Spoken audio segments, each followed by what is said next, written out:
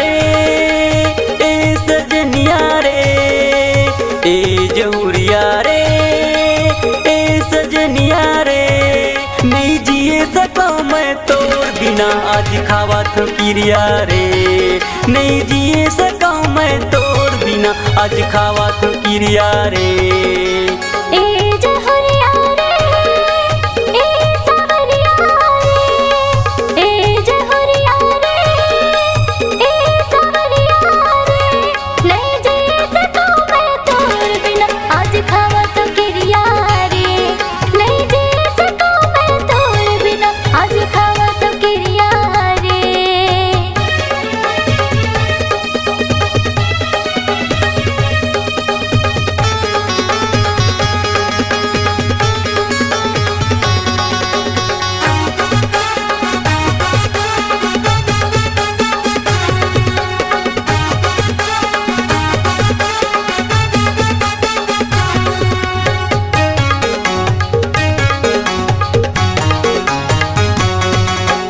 अंतस के पीराला कैसे दिखावो मोर मयाला कैसे बतावो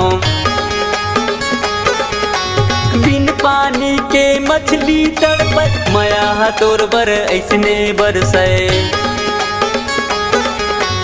अंतस के पीराला कैसे दिखावो मोर मयाला कैसे बतावो बिन पानी के मछली तड़पत मया तोर बर ऐसने बरसे।